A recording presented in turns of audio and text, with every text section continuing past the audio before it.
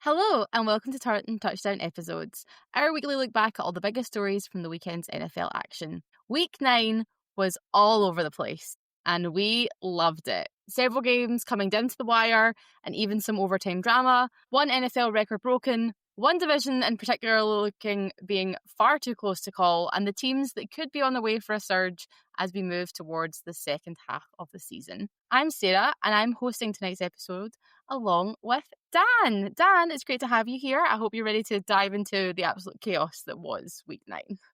Well, it was chaos, and you said it's not just one division, but the whole NFC is getting very, very tight across the board. Doesn't matter what division you're in. So I'm looking forward to talking back to some crazy results, some crazy plays, and an overall round bit of a mess of week 9 because everything was all over the place. Well, I'm interested because I remember at the start of the season we were all like, oh, the AFC is the division, is the hard one, is the one that is the most unpredictable. And here we are in the NFC. I think we all thought at the start of the year that the NFC North was going to be the tough division. Everybody thought like the AFC North is going to be the one that everybody's going to struggle in, maybe get a couple of teams in the playoffs, maybe 3 in the playoffs. Yeah, it's probably the only division in football that's not really that close at the moment, but obviously a bit of time still to come. Well, never say never with some people coming back and clawing out of graves and all the rest of it. I think you've nailed it. You've nailed it pretty much straight in the head. So I think we begin heading north, but not to the AFC, to the NFC North, where the winds are cold, the rivalries are fierce, and nothing ever seems settled. And we've come out of week 9 and look at the standings, and it's basically been a total coin flip for first place. And you've got your 3 teams that are all sitting on 5 wins. So you've got the Packers, who are technically in the lead, but that comes down to the tie between your team as being the anchor for them right now. You've got obviously your Lions, and they've got obviously their explosive offense. They put on the most points in the division, but their divisional record is shaky, and I think that's going to be what might be detrimental to them towards the end. Then you're looking at the Bears, who are the story of the second half, winning 4 of their last 5, but they've been 0-2 in the NFC North. They haven't beaten a rival yet, and obviously we can't really forget the Vikings. They're only 1 game away from the rest of the pack. They've just beaten the Lions on the road, so their divisional record is actually 2-0, and they're silently sitting there, ready to snatch the whole thing. So I guess, Dan, what do you make of all of that? It's crazy. I mean, it is crazy watching the highlights back today in Summer Red Zone last night. Like that NFC North it just went mental for the Vikings. People are going to think I'm repeating myself because I said this last week and I'm going to say it again. At the start of the season, if you'd said to the Vikings, you're going to lose JJ McCarthy, Carson Wentz is going to come in and be a quarterback. When JJ McCarthy comes back, you're only going to be 1 game back on the division. They'd have been like, nah, it's never going to happen. I said the same thing about the Ravens last week, and the same thing's happened to the Vikings. The Vikings have somehow found themselves still in a divisional race despite Carson Wentz has done okay, if I'm not going to dismiss that, but they would not have expected it when JJ McCarthy went out for this to be the position they were in at the end of week 9. But it's great, like you said, like they're all kind of beating each other. So in the division, the Packers are 1-0, the Lions are 1-2, the Bears are 1-2, and the Vikings are 2-0. So nobody's running away with the divisional wins either, which is what you would normally see because then they would kind of take each other away. But they're all beating each other as well. So yeah, I mean, the NFC North is probably the second best division in the NFC at the moment in terms of where things are going to go. We don't know, but yeah, it's crazy, and I'm looking forward to it. Like watching it last night, you mentioned the Bears. What a game that was against the Bengals last night. I mean, it was ridiculous. Everybody thought that the Bears had won it. Everybody thought the Bengals had won it. The Bears have won it. Actually, that was just a crazy, crazy game. Everything happened, and what I liked about the game, and I might caveat this by saying it was against the Bengals defense, is that Caleb Williams actually looked good last night. I thought his range of passing was good. He was targeting a lot of different people, but there's only one person we can talk about, and that's one guy, the running back for the Bears last night. He absolutely destroyed the Bengals last night, go for a stupid amount of yards. It was crazy. I mean, obviously you would have watched it from the flip side of the coin with the Bengals. What was your thoughts on it? I thought it was a absolutely mental game. It was so sad for people that don't know me personally. My husband's a Bengals fan, so obviously he's been through the ringer a bit this season and pretty much for the last 5, 6, 7, 8 years. So I felt really bad for them because I really thought that they were going to be in it and win it. And I think that's where obviously the Bears really shine. Obviously, in their run game's really, really strong against the Bengals because I don't really know what they can really defend against anything right now. But I think, and the caveat to that, I actually think what you may find with the Bears coming up is that they're going to become too reliant on their defense to show up, because their turnovers are so good and their offense just seems a bit overwhelmed at some times. And I think they're going to need that spark to kind of keep them relevant. And I know Brian is our resident Caleb Williams hater, so I don't know what he would have to say about it. But they've been good. They're doing exactly what they need to do. So they're obviously still great, but I don't know how long this lasts. And again, we're always talking about the division. When you're already down in the division, you're not really helping yourself out when you get to that tighter part of the later season. Yeah, I think, like we said, it was the Bengals defence. I mean, Caleb Williams put up 280 yards through the air. Total yards for the Bears were just shy of 600 yards total offence, 585 total yards on offence yesterday. So that's brilliant and it's a great performance. But can you do that when you're up against a good defence, a defence that's going to try and stop you? And that's where the challenge comes. And that challenge might come next week. They've got the Giants. I mean, the Giants haven't got a great defence, but they've got a good pass rush. So there's going to see how they cope with that. But Caleb Williams did also scramble out a bit as well, which was quite good. He ran for 53 yards on 5 carries as well. So when the pressure came, he did get out and he did get up the fields.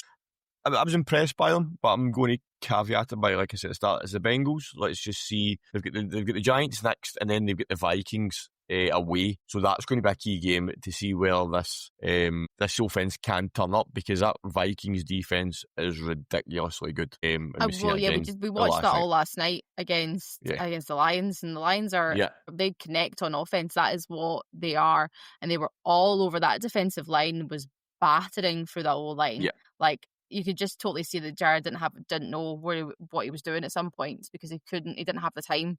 And they were all over. They were covering Amon-Ra. They were all over anytime they're trying to make any kind of play. And I was really impressed with the Vikings.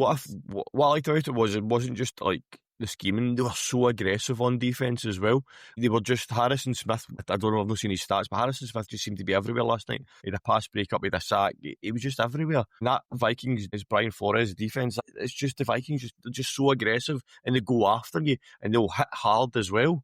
So that's going to be a big test for the Bears when they come up against that Vikings defence. That's going to be a big challenge for them. But on the flip side of it for the Vikings, so the Vikings beat the Lions 27-24 last night, for those that don't know yet, which was a huge win for them. Is it on offensive? Well, they were aggressive on offense as well. They just kept going for it and going for it and going for it.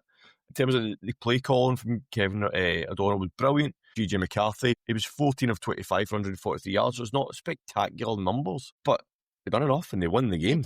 Kept going, and especially I think when you think that, and it sounds so silly to say, but like Justin Jefferson didn't have the best game that he's ever had. There was moments where there was obviously that moment where he went out for a little bit. So like JJ's proving that he can do it, even if you don't have your number one wide receiver who can just be open and because that's what Jefferson does really well.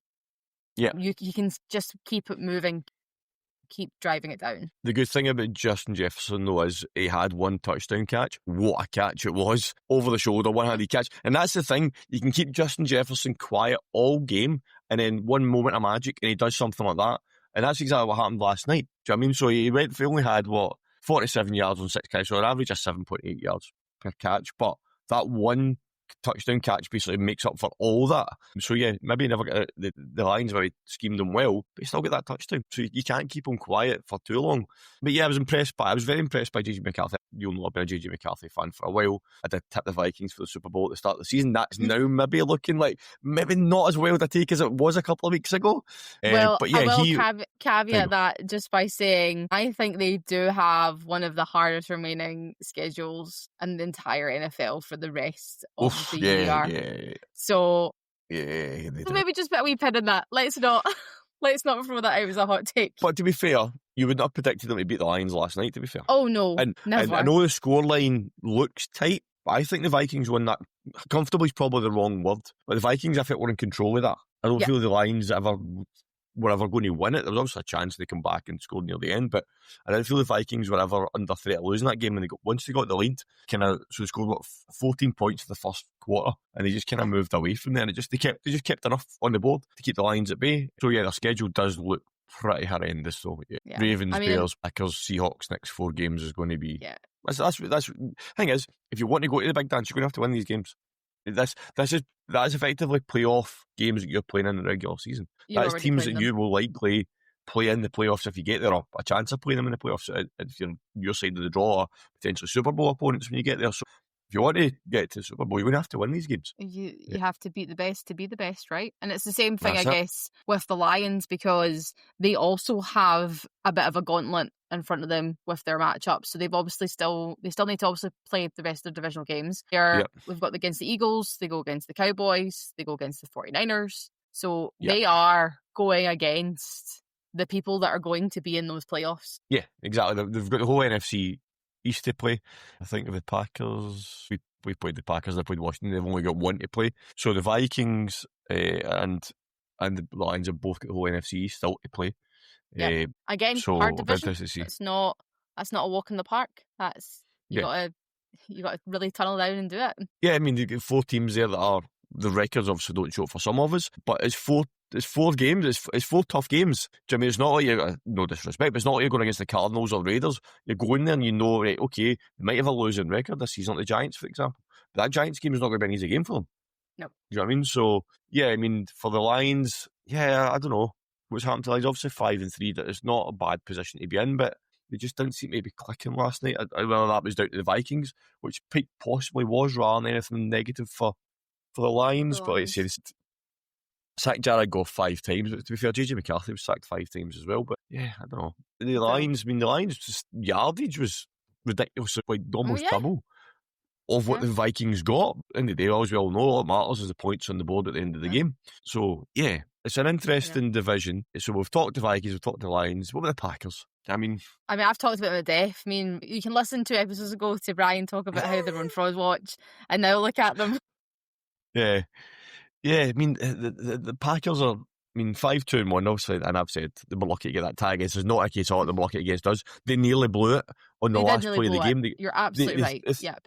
It hit the DB in the back. If it hadn't hit the DB in the back, the ball was going to the end zone. The clock was expiring and they were losing that game. So they are lucky to have that tie for that exact reason and be the leading the division. But I also think, was it the Brian said 2 weeks ago, he thinks that tie will actually be what costs them. Yes. Which the way the NFC North is shaping up to go, you're either going to win it by half a game or you're going to lose it by half a game.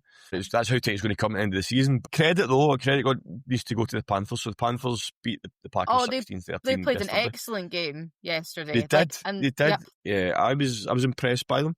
Again, stats wise, numbers wise, Packers dominated the yardage and stuff like that. But they won. I thought Bryce Young looked good last night. Again, the same as I said about JJ McCarthy, and that his range of passing was there. He was throwing balls all over the place to different people. He got just a quick count: 2, 4, 6, 8, 9. Sorry, 7. So I thought it was targets. So he targeted 9 receivers last night. He got 7 different receptions for different players last night. So he was spreading that about last night. Rico Dowdle went for another 130 yards. He's just ridiculous at the moment. Another 2 touchdowns for him as well. But then again, and I'm sorry, people, this is not a repeat. I said this about the Colts last week. They need a running game to complement that quarterback. And I think that Rico Dowdle's taking that pressure off of Bryce Young now. He's got that run game. Bryce Young isn't having to go out and win games on his own. So Bryce Young only threw 20 passes last night. Jordan Love threw 37. Rico, they ran the ball 33 times. The Panthers versus the 25 and the Packers. They had that balance when they threw it when they had to and they ran when they had to. And they won the game. They won it as a field goal as time expired, which was great. But they deserved it. It wasn't as if they stole it at the end. They totally deserved it. Packers, I don't know. I was going with the Packers last night. It was a stupid fumble. Who was it? Was it Williams? When he just ran into the back of his own player and just dropped the ball. It was a stupid fumble that they lost. But yeah, the Panthers are 5-4. Yeah, I know. The Carolina Panthers are 5-4. They've beaten some good teams. They're not here just for like, okay, well, we're here, we'll see how we get on, we'll probably be one of the top first picks. But they're not. Yep. They're showing up and they're doing it. I mean, what you're talking about, obviously they lost to the Bills, but we won't speak about that. They beat the Jets. I just missed that one last week. Fine. They beat the Jets. Fine. Okay, whatever. They beat the Cowboys in a relatively back and forth game. They beat the Dolphins. They obviously lost to the Patriots, but I am not surprised by that given the way the Patriots are currently playing. No. And obviously there's the shutout against the Falcons. Yeah. So they're doing something games right. that they've lost. One was a one-possession game, but the other three were, I say blowouts. You beat them 26-10. The Patriots blow them out. The Bills blow them out. But you would expect the way the Patriots and the Bills are playing to blow them out. They're doing that to better teams. Do you know what I mean? So the games that they've won, 3 of them have been one-possession games. I can't remember what happened in the Dolphins game, but they beat us with a walk-off field goal. They beat the Packers with a walk-off field goal, and they beat the Dolphins by 3 points. So I'm going to assume there's a field goal somewhere in there that they won it by. That somebody missed. So or it's not only that they're winning the games, they're hanging in and getting to the end of the game and just executing in that last 2 minutes and getting those points that matter for them. Which at the start of the season, if you'd turn on and said the Panthers are going to be 5-4, you'd have thought it'd been crazy. I know. But they're there. They're there. They're there for a reason, right? They do have an absolute mental case coming up towards the end, though. They've still got the Bucs to play twice. They still need to play the Seahawks. They still need to play the Rams. They still need to play the 49ers. So they play the Falcons again, though. So, Do you know what the crazy thing is, though, right? That they could still make the playoff despite that because of the teams that are round about them. I know. Do you know what I mean? Falcons' schedule's not massively favourable. The Falcons still need to play the Saints twice and the Jets and the Cardinals. So maybe the Falcons have got the better running. But I mean, the Panthers are winning games. They beat the Packers. Do you know what I mean? They beat us. So the schedule does look tough. But like we just said a minute ago about other teams, if you want to get to the playoffs, you're going to have to find ways to win these games. And they could easily pick up 3 wins there, maybe a wee bit more. But 8-8 is, well, in the NFC, maybe not. The NFC's a bit tight, but 8. If this was the AFC, we'd be like, hey, come on in. They're in a 5-4 record in the AFC. I was thinking if they got to 8-9 or 9-8, they might sneak into the playoffs, but maybe not. But if you're a Panthers and you say at the start of the season you're going to finish around about the 500 mark and you're going to get some statement wins in that, you'd have taken it. They were taking it all day long. So yeah, I mean, I think Gav predicted the Panthers to have a decent season this year, didn't he, at the start of the year? So. Okay. I think he did. The Panthers have got to look at it as they're still a team in transition. They're still a team that's building, but they're starting to put the foundations together. They've got a quarterback that's shown what he can do. They've got a running game. They've got good receivers. Ted McMillan, another great receiver, he 46 yards last night as well, but some of them were big catches. So he might have not got big numbers, but some of them were big key catches that he made as well. So, yeah, the future's bright for the Panthers, I think. Well, there we go. There you go, Gav. Something's going right for you. I guess, so to summarise the NFC North, and I don't want you to want this big spiel. If you had to pick right now who you think is going to win the division, no reason, no clam, no nothing, one word up. Ooh. Go. Lions. Purely because, I know this is one word, I'm going to say it anyway, the Vikings schedule.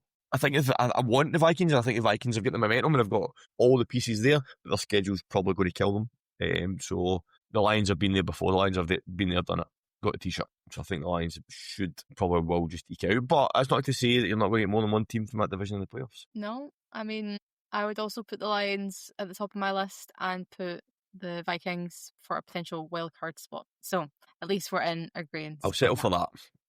It still gives them you mean there's a chance?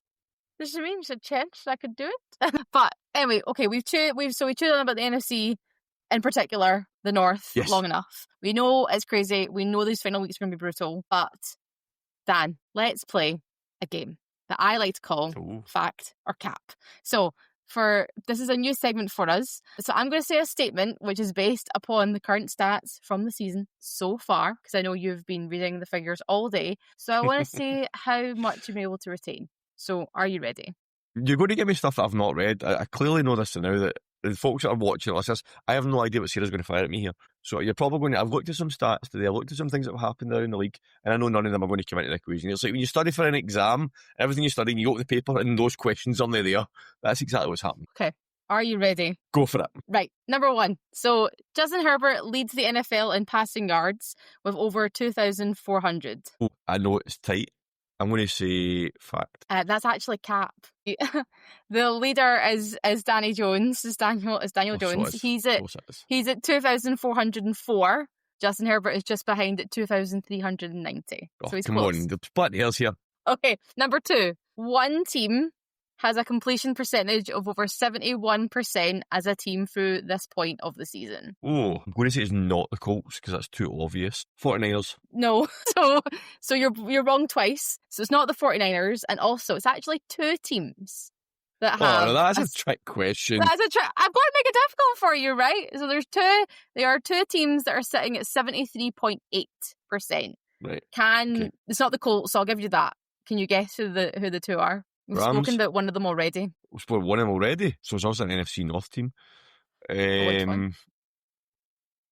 I'm going to go with the Vikings. Okay, you're wrong. Right. It's the Lions and it's the New England Patriots. Of course, it's the Patriots. You're too focused on the NFC. I said it was too obvious to be the Colts because of their record, but I never thought, it was too obvious to be the Patriots with their record. But anyway, their record, right? Well, okay. You're actually making me look like I don't know what I'm talking about here. People I know. Hold on, maybe we can get you an easy one. Anymore. Okay, number 3. 12 players have averaged more than 5 yards per carry. You want me to name all 12 of them? No, I just want you to tell me if that's true or if that's... Sorry, I'm just... 5 yards per carry, 12 players, let me think. Jonathan Taylor, Rico Dowdle, 32 teams. We're doing some quick math here, everybody. Cap. It's actually a fact. Oh, wait. Okay, for a bonus point, can you guess which 2 quarterbacks are on that list? 2 quarterbacks, right? That's why I said players. It's not just running backs. I'm going to guess because he's hardly played, these numbers are going to be high, so I'm going to say Lamar. No, this is great. I love this game. I'm not going to be back on this show. It's your show. I know, that's what I mean. Your numbers will plummet and I'll be banished to producer role for the rest of eternity. I don't know, just tell me. Okay, so Josh Allen and Justin Fields. Never got that. Okay, number 4, Christian McCaffrey. Am I on 4 at the moment? Well, yeah. Well, technically 5 if you count the bonus question. Number 4, Christian McCaffrey is 4th on the list of most receiving receptions. In the league? In the league. And is this actual physical receptions and not yardage, I take it? This is receiving receptions, yes. 50-50 chance of getting this right. Cap. You're right, yes! Yeah. He's actually second, matched with Puka Nakua. Yeah. Who would have thought? Not me. Not me. Congratulations. There's your first one right. I actually thought he was nowhere near 4th, but to be fair anyway.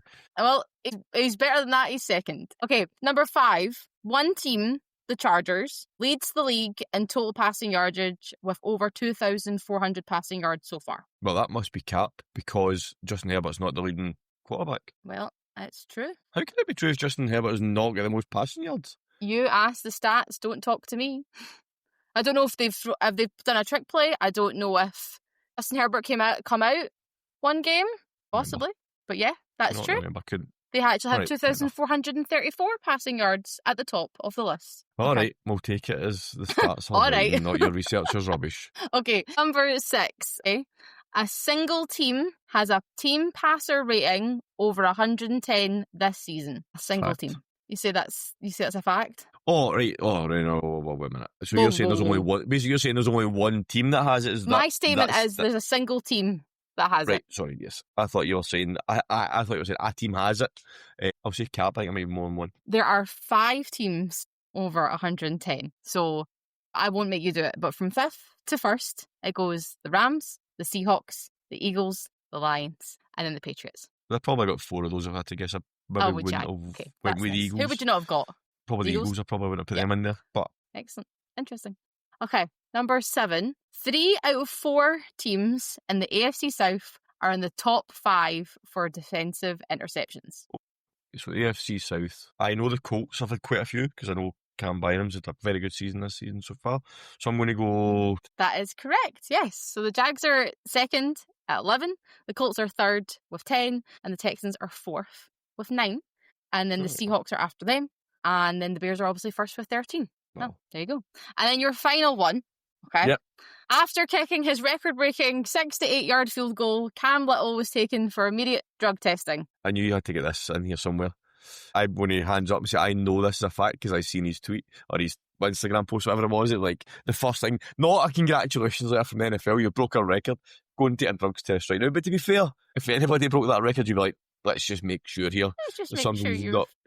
So I know that one is a fact. But that's your last one. But do you want to talk about that at the moment? Or would you want to talk about the record-breaking kick? Okay, I can talk about it. So obviously, in pre-season, we did hit we did hit the 70-yard, and we spoke about it during our preseason review right before the season started. But we said we would probably now start to see teams going for it, because why not? And I think that was a really good time for them, because there was nothing really happened in the first half. We all saw it.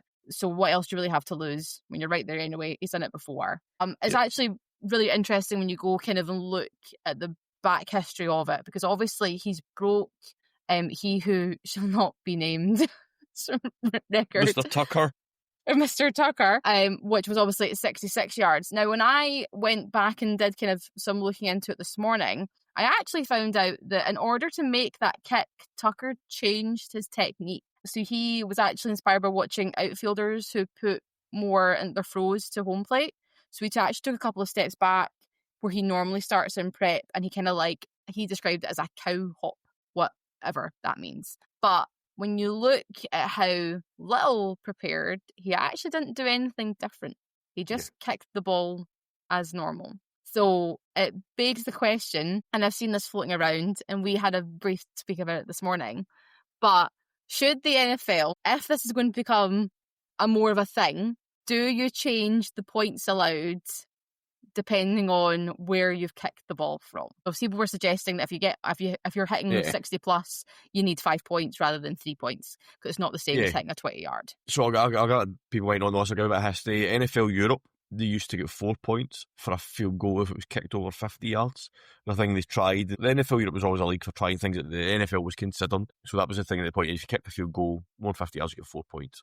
It wasn't put in place then. I cannot see it getting put in place now. It's just one of those things that somebody's went, well, maybe they should do this. Well, why? I mean, why change a very fundamental point of the game just because kickers are getting better? There's nothing wrong with it. Do you know what I mean? So is that suddenly like, if you throw a Hail Mary for 90 yards, you get 10 points for a touchdown? No. Do you know what I mean? It sounds stupid, very flippant to say it like that, but no, don't change it. I mean, on the record, I don't think the record will stand for very long. I actually think he might break it himself. No, he won't. Well, it might break it himself, but what I was going to say is that I think there'll be an attempt at it tonight. I think Brandon Aubrey's not going to take that. We're playing the Cardinals tonight. I think we can get in a position where we're either going to be far enough ahead that if we get a fourth down where it's within that range, I think Shotty will let him have a shot at it. Well, I've seen the suggestion of that by people online, but I think it's the big thing of that he's never been allowed to even attempt it, because they just won't let him. Every time he goes, I'll have a go at it, they go, nah, it's fine, don't worry about it, we'll just punt it. Yeah, because I don't think we've ever been in a position where, it's going to sound really daft, the kick doesn't matter. Do you know what I mean? So I think playing the Cardinals tonight, and I'm probably just going to jinx it now, where hopefully we're in a position where we're a comfortable enough position that they can, either at the end of the half or the end of the game, or even for enough scores ahead that, yeah, you know what, why not let them try it? It's indoors as well, so why not let them try it? Do you know what I mean? So I think if we get in a position tonight where there's a possibility, I think Shorty might let him have a go at it. And I think he'll hit it. And cut to this on Tuesday morning when we look at the score line and go, who would have thought that? Not me. And then you'll be sitting there going, Cowboys lost by 3 because they missed a 69-yard field goal. No, or Cowboys lost by 5 points, and you'll be like, oh, really? They should allow it to be 5 points instead. No. Never going to happen. Never going to happen. Well. No. So how did I finish? How was my record? What was it, about 6-2 or something? 2-6 for the fact of Carter's terrible. I don't think it was that great. I don't think we should even talk about it anymore. I'll edit the podcast tonight instead of you. I'll just cut that out. What is that? Calf? Is that calf or fat? No, I will take my medicine, to be fair. Yeah, good questions, to be fair to you. Thank you so much. Couple of trick ones and they tried to trip me up with, but good questions. I did. I got a bit bored looking at everything, looking at numbers that are my strong points, so I was like, I'm going to wind you up for making me do this. But anyway, I digress. So obviously, Little didn't just break an NFL record. It gave the Jaguars a huge season-defining shot of momentum just before halftime in a game that we desperately needed to win. And I guess that's a perfect segue into how momentum is everything in the NFL. Yes. And especially as we're turning the corner past week 9 and we're heading into the second half of the season, which is mental to say. I don't want to wish the season away, but that's what we're at right now. Some teams have already built a lead, but others are perfectly positioned, either through favourable schedules or the return of key players to find that clutch gear and launch their own second half surge right into the playoffs. So let's look at some of those teams that could capture that kind of momentum and that are pushing for a playoff spot. So Dan, how would you like to start? I'm going to start, and probably very obvious, I'm going to go with the homer pick. I think Cowboys, we need to make a run in the second half of the season. Can I just make again, just to clarify to everybody, this is before the Cowboys and Cardinals. This is before Monday Night Football. Sorry, please continue. The problem with the Cowboys at the moment is the inconsistency of the defence. I think, people can argue this, but I think we have probably the best offence in the league at the moment. But we just can't stop points being scored. Defence, for some reason, we played the Commanders last week or 2 weeks ago, and the defence was excellent. We still conceded 22 points, right? But the defence was excellent. And then we played the Broncos last week, and the defence was non-existent again. We really need a pass rusher. We've got about 2 days to get one in the build. We know, and I spoke about it last week, that we've been making phone calls and we've been rebuffed. Whether Jerry goes back in and he's aggressive again to try and get an elite one, I don't know. But that's part of the problem, is that we're not getting pressure on the quarterback, so they'll just be allowed to pick a secondary off at will. So I think the schedule we've got, it's not easy, it's not hard. We've got the Cardinals and then we've got the Raiders. So if we win those 2 games, we're back in the positive record. If we win those 2 games, we'll be 5-4-1. But then it does get tough for us. But as I said earlier on, if we want to be in the playoffs, if we want to try and do something, we need to win the games. We've got the Eagles, the Chiefs, the Lions, the Vikings, the Chargers, the Washington, and the Giants. But Commanders and Giants to finish the season is not bad, massive, because I'll digress slightly for a second, because those don't know. Unfortunately, Jane Daniels dislocated his elbow last night. It was a horrible injury. Do not go back and watch the video of it. So the Commanders now have Marcus Mariota for the rest of the season, and I have sung his praises this year, but he's not going to take them to the playoffs. So 2 games at the end of the season for us. So we've got that spell of 5 weeks in the middle where it'll make or break our season. But I think if we can get to a decent position, the Eagles are clearly going to win the division, but the Eagles should win the division. Do you know what I mean? They're already massive lead on us already. So, but can we squeak into a wild card spot? That's what it's going to come down to. There's so many teams in the NFC at the moment are all tight. We spoke about the NFC North and 5 wins. There's teams in 6 wins. There's teams in 3 wins that are still floating about, still got a chance. If the NFC keeps going the way it's going, everybody will be in the wild card because nobody will be able to break the tie. But yeah, so for me, sorry, I digress. Cowboys, I feel we need to build the momentum. These 2 games have got 2 perfect games for building the momentum. If we get good wins and we get comfortable wins, or even if, it sounds really different, even if we need to grind out a win and show that we can do that, then I think that could give us some momentum to go into the second half of the season. Who's your team that you feel is going to make a surge? Or continue to surge? Or continue to surge? Because mine is a continue to surge. I'm going to go all the way back. We spoke about how Gav picked the Panthers to be the surprise. I'm going to go back and talk about which somehow has become my second team, and I don't know how this has happened, but the New England Patriots. They have been probably the biggest surprise in the NFL this season. So obviously they finished 4-13 last year. I say we, it's not my team, just to clarify. You're getting there already. You're on jumper on the night. I know, right? They finished 4-13 last year, and they're now tied for the best record in the entire league at 7-2. This is not a surge from a losing record like some teams do. This is a surge to the top of the standings. They're on a 6-week win streak, which is the longest winning streak since 2021. They lead the AFC East, and they're half a game ahead of the Bills, which is absolutely nuts. Their projection to get to the playoffs is at 97%, which is the highest playoff probability of any AFC team. And I genuinely think that Drake May is in the running for an MVP candidate. He's got 116.9 passer rating and 17 touchdowns.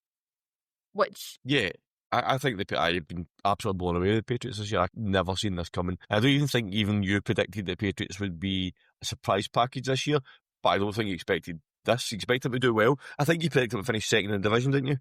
Yeah. If you'd have told me they were going to be first, I'd have laughed at you. I'd be like, no chance. Because Josh Allen, I mean, we saw what happened last night against, I know they always beat the Chiefs in regular season, but they looked great. They looked they did. like the team that they should be, and they should be playing the entire way through the season, including the playoffs. I guess kind of when you look at the Patriots kind of going forward, they've had quite a favourable start to the season, so I will give them their credit where credit's due. But they are going to come up against some challenges. It's not the worst thing ever, but they're obviously at the Bucks this week, which is going to be a tough game for them, I think. Yeah.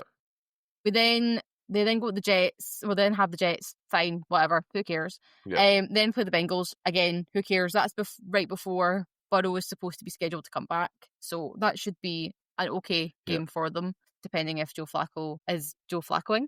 They then play the Giants, which might be hard, which might probably be harder than they would have anticipated. They are then against the Bills, which in week 15, which might be the division decider. It probably will be, because that's who's going to claim it, right? Yeah. I think the Patriots will lose 3 maximum for the rest of the year.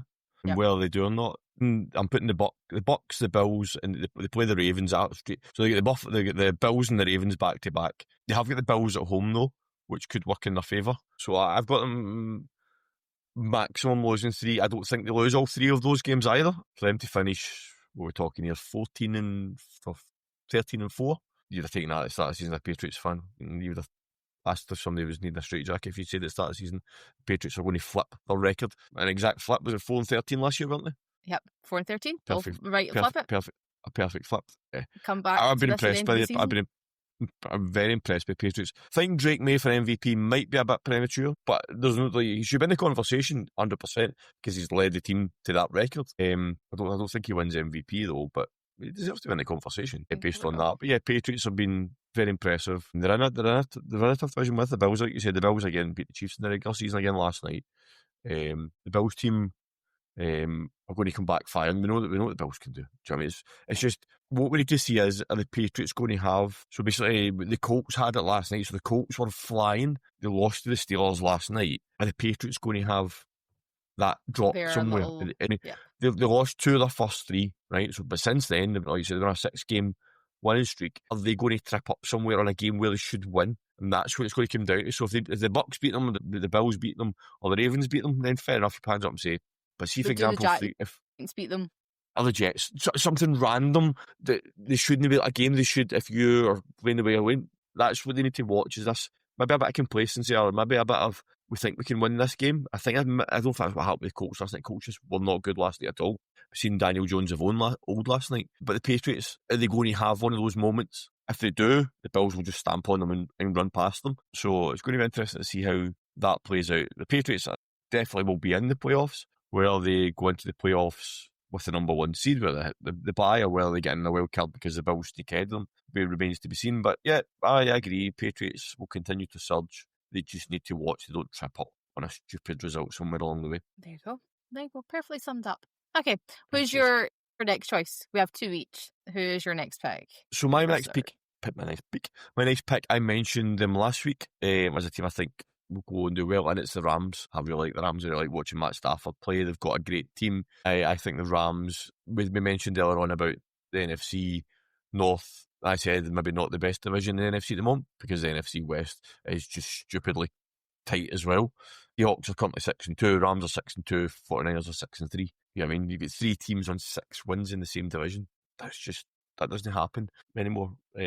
So I think the Rams are going to surge on and continue to go on. The games that they've lost this year, they lost to the Eagles and they lost to the 49ers. 2 games that no harm in losing the 2 of them, but everybody else, they've had very good results. Their schedule also isn't too difficult. Play the 49ers next week, huge game. Play the Seahawks the week after, another huge game. They've got the Bucks. They've got 3 really tight games next 3 weeks, and they're all 2 divisional games and 1 Bucks game. But then they've got the Panthers, the Cardinals, the Falcons and the Cardinals, and 4 of their 5 last games. They've got the Lions and the Seahawks in there as well. But I think they can do enough to get into the playoffs. But it's going to rely on what the Seahawks are going to do, what the 49ers are going to do. But I think the Rams will do what they need to do. It's just whether the other teams pick up the other results as well. I mean, the Rams are their own one in the division. I mean, they've only played 1 divisional game so far, week 9. I think, yeah, I totally agree. I think the Rams have been very, very impressive. I mean, I've watched that London game against the Jags through closed eyes, but I think they're great. I've always been a bit of a Stafford supporter because I do think he is great, and he just needed a system that worked for him, which is why it was perfect when the 2 of them swapped over. I just can't believe what they've done to Timothy Adams. I just can't. How that man is still going. I don't really know. I'm sure he got a pass last night. Literally, he was surrounded by three. He was surrounded by three defenders, and I'm like, how have you done this? Yeah. So yeah, I think they are great, and it's funny that you mention it depends on who's around them, because my other pick is the 49ers. Of course it is. Oh, of course it is. Of course it is, because I think the key factor, we were talking about schedules, the key factor for the 49ers is the last part of their schedule. So they've had a really difficult run. Obviously, their three losses are to the Jags, the Bucks, and the Texans. The rest of them have been relatively okay. They obviously bet the Rams in overtime a couple of weeks ago, but they still have to play. They obviously play the Rams again, as mentioned. They then go and play the Cardinals. They then play the Panthers. They then play the Browns. They then play the Titans. They then play the Colts. So, okay, that could really go either way. That would be absolutely interesting if 3 out of 4 AFC South teams can beat them. And then they play the Bears, and then they play the Seahawks. So there is no reason why they should be coming out of that stretch of games only losing 3 of those. Yeah. And then obviously their game against the Rams is obviously at home for them, which would flip the NFC West race immediately. They're also all about they've just kind of been keeping going, because we know they've been absolutely injury plagued. We know that that's been all over the place. Mac Jones has been doing what he needs to do. Again, if you'd have told me that at the start of the year, I don't know if I'd believed you. But they're now getting the people back. You know, George Kittle's back, and he looks like he's kind of unlocking again, defrosting from being away. And the entire offense has been literally carried by Christian McCaffrey, who, again, just bounces off everybody, and nobody really knows how to do it or how to stop him.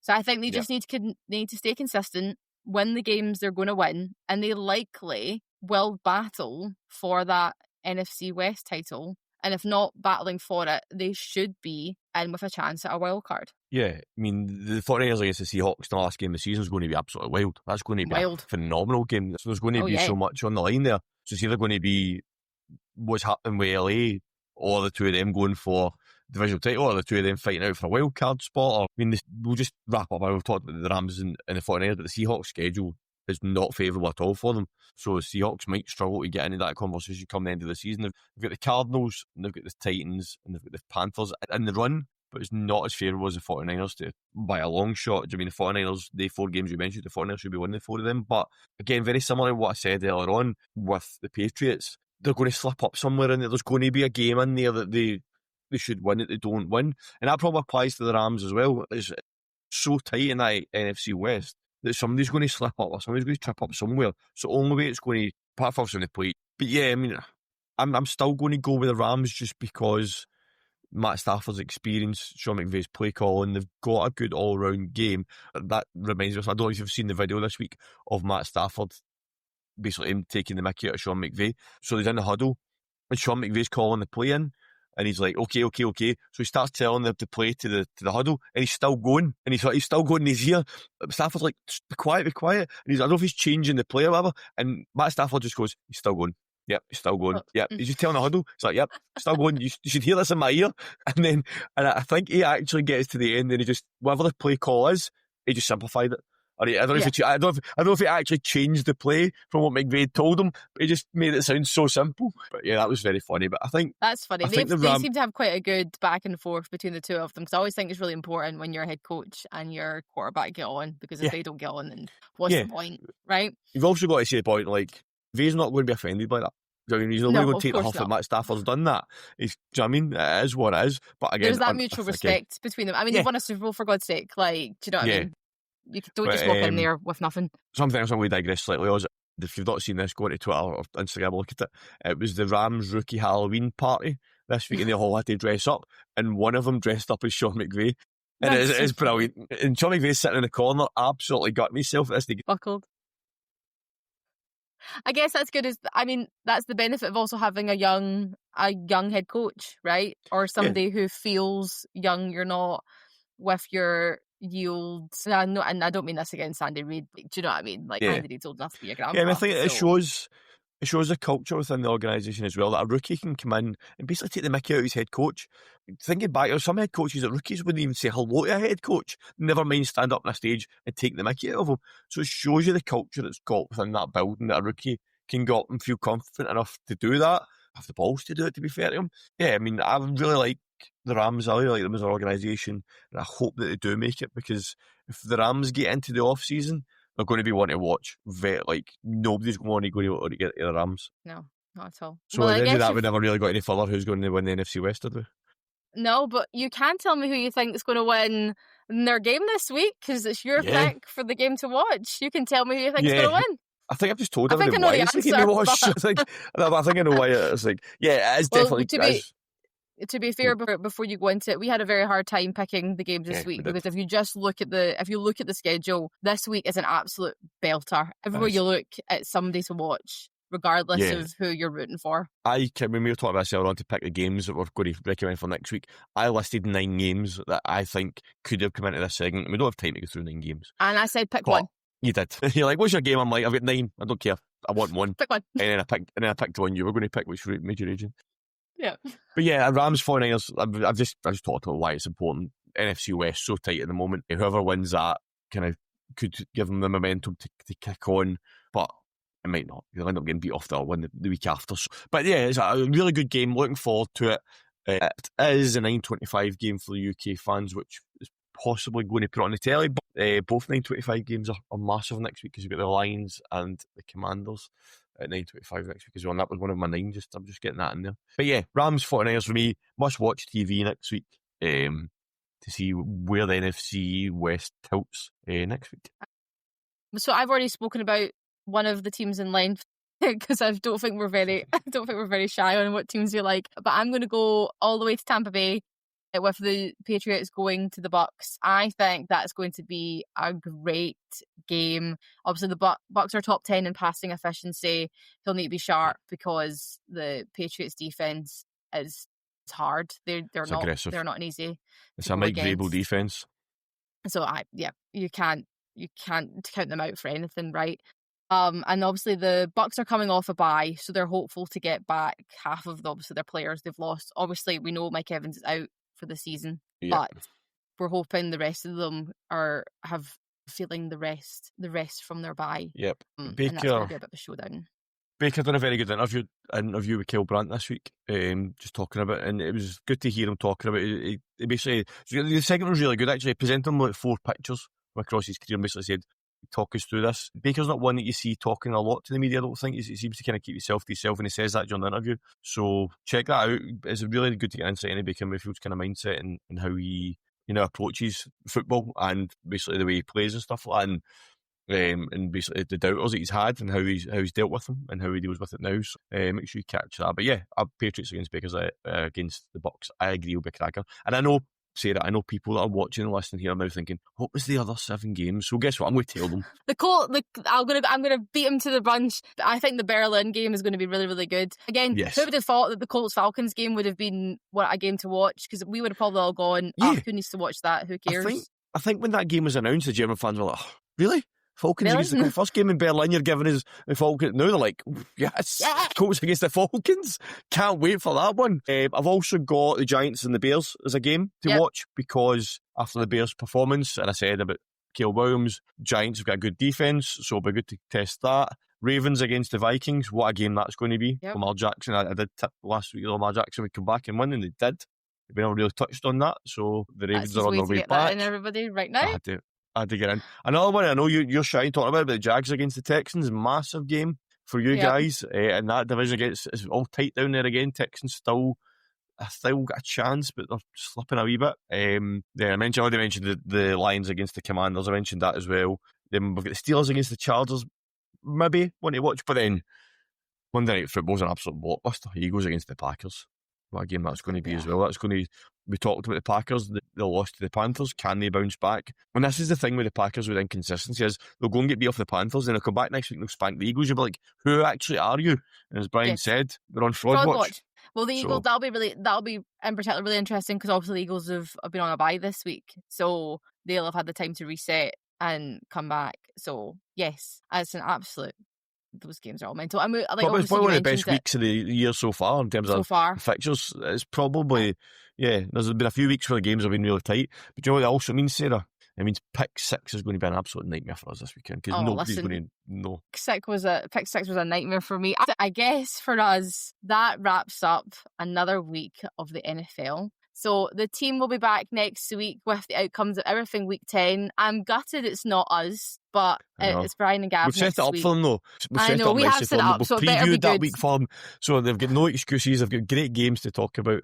But what's going to happen now is all 9 of those games are going to be damp scrubs, and all the other games are going to be the ones to talk about. Yeah, no, right. Look, now we've jinxed that. But you will be back. You'll be lucky to have us back for when we recap week 11. But yes, we're back. 2 weeks' time, we're back. 2 weeks' time, we are back. And well, I'm not going to look ahead, just very, very briefly. We're talking about it to see what's going on. I mean, listen, week 11's pretty good too. You've got some good games. You've got, so obviously the Vikings and the Bears. Let's not steal Gav. We're going to leave Gav and Brian nothing to talk about next week. Oh my God, I've just seen what Sunday Night Football is too. Oh my goodness gracious. Okay, right, I'm not going to talk about it anymore. Leave it for Brian and Gav next week. I would say miss next week, but don't miss then. Don't need next week because I need the numbers. Come back for week 11, right? We'll see you then. But in the meantime, be sure to check out our previous episodes and in particular our In Conversation with series where you can hear stories from the players, coaches and the sporting presenters who make this sport what it is. And be sure to follow us on Instagram and TikTok where you can find all of our content and subscribe to us on YouTube. And follow the podcast wherever you may be listening. And until next time, we'll see you soon.